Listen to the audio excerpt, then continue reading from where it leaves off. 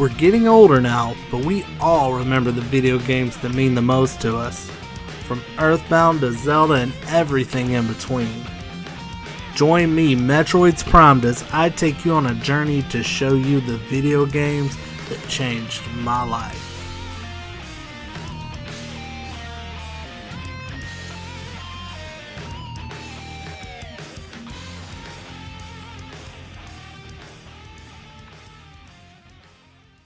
Hey guys, welcome back for another episode.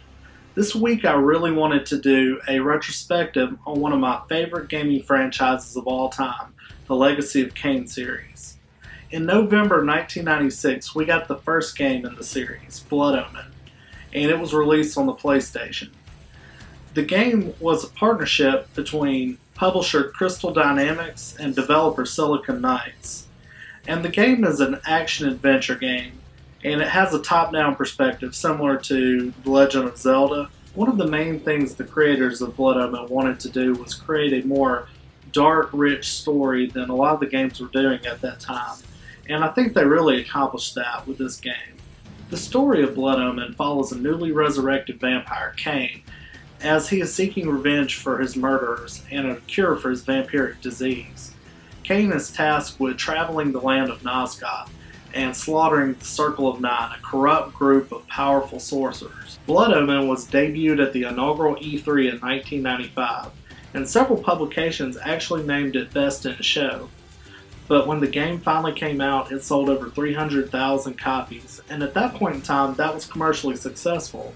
It was successful enough that Crystal Dynamics actually greenlit a sequel to the game, and in August 1996, we got the sequel, Legacy of Kain, Soul Reaver. The Legacy of Kain, Soul Reaver has one of the greatest intro cinematics of any game I've ever seen. I would tell you what happened in the cinematic, but I think it's better that you actually watch it.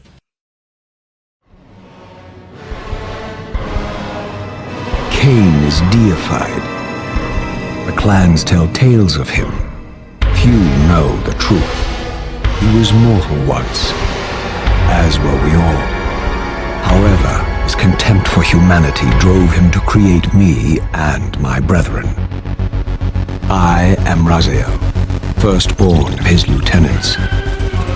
I stood with Kain and my brethren at the dawn of the Empire. I have served him a millennium.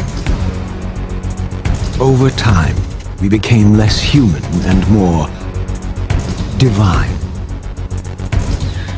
Kain would enter the state of change and emerge with a new gift.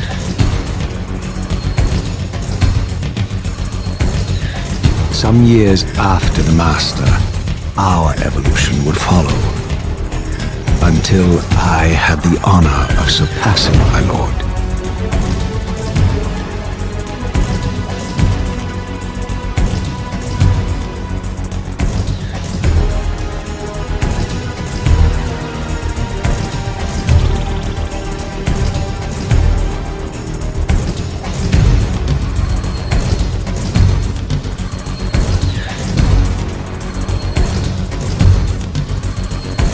For my transgression, I earned a new kind of reward.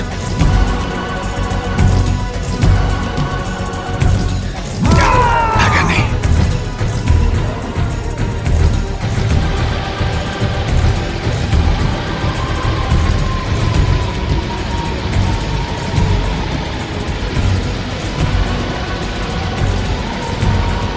There was only one possible outcome. My eternal damnation. I, Raziel, was to suffer the fate of traitors and weaklings, to burn forever in the bowels of the Lake of the Dead. Cast him in.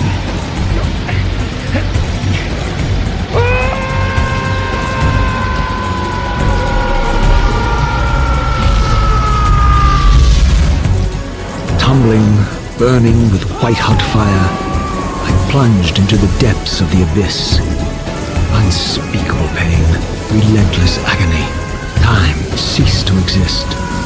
Only this torture and a deepening hatred of the hypocrisy that damned me to this hell.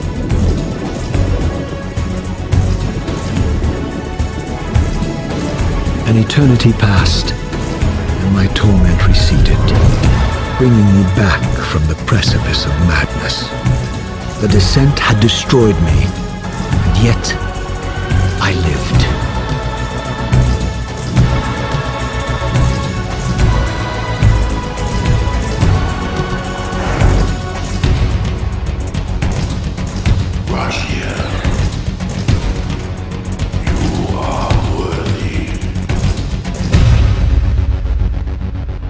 As you can see from that opening cinematic, Raziel is completely driven by hatred and revenge to get back at his brethren and his creator, Kain, for damning him to that torturous existence in the abyss. And Soul Reaver follows his journey to exact that revenge against his brothers and against Kain. I remember back in 2000 playing this game on the Dreamcast, and I remember my brother sitting there watching me play it. And my brother is actually 6 years older than me, and he wasn't that active in video games at the time. But I remember him watching that cinematic, and him being so engrossed in the story just from watching that cinematic that he went out and bought the game, and he has been just as obsessed with the storyline as I've been. And guys, that's what drives this Legacy of Kain series, is the amazing story. The gameplay in Soul Reaver focuses on hack and slash combat and puzzle solving. And one unique aspect to the Soul Reaver series at that point in time was that you can switch between the physical world and the spirit world.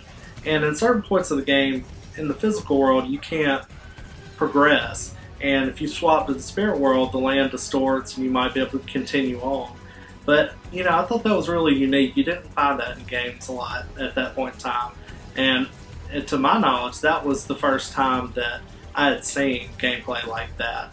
Soul Reaver was critically well received, and I know one thing that really stands out in my mind, other than the great cinematics and gameplay, was the amazing voice acting that they've got in this game. And they had really talented actors play the voices of Kain, Mobius, and Raziel.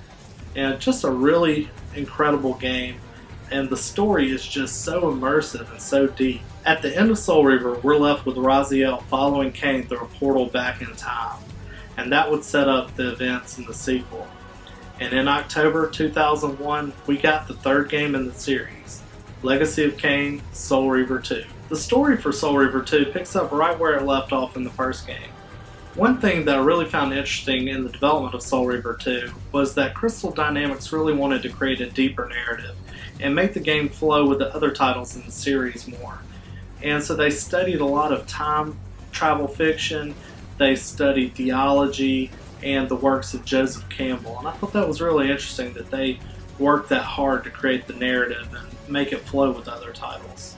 Soul Reaver 2 was critically well received, and it garnered high rankings from gaming websites and gaming magazines. And it was commercially successful, selling over 500,000 copies. And it was actually even included in PlayStation's Greatest Hits lineup. With a hit series on their hands, Crystal Dynamics actually started working on the next game in the series. And on March 21st, 2002, we got Legacy of Kain, Blood Omen 2. Blood Omen 2 is not actually a sequel to Soul Reaver 2. It's actually a midquel, if that's even a word. It comes between Blood Omen 2 and Soul Reaver and helps merge the two stories. The story in Blood Omen 2 starts some 400 years before the events in the first Blood Omen game. Blood Omen 2 was being developed at the same time as Soul Reaver 2, and the development team with Blood Omen 2 wanted to differ their story from the other game, and that's why it was set in a different time period.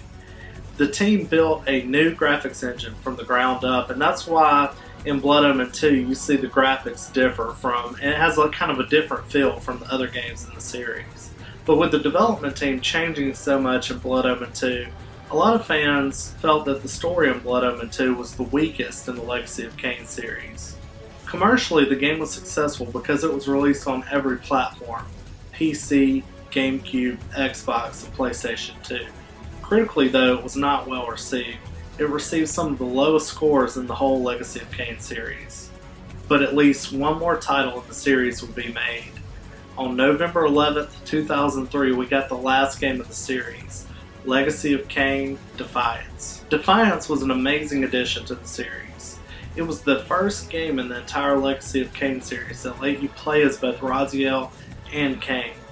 The story picks up right where Soul Reaver 2 left off, and it actually ties up a lot of loose ends in the entire series. The game garnered positive reviews, and a lot of you will notice that I didn't talk as much about the story in these last 3 games, and honestly I did that on purpose. I did that because I want all of you to experience this game series for yourselves. The story is so deep and so immersive. If you love vampires and love gothic storylines, you will love this series.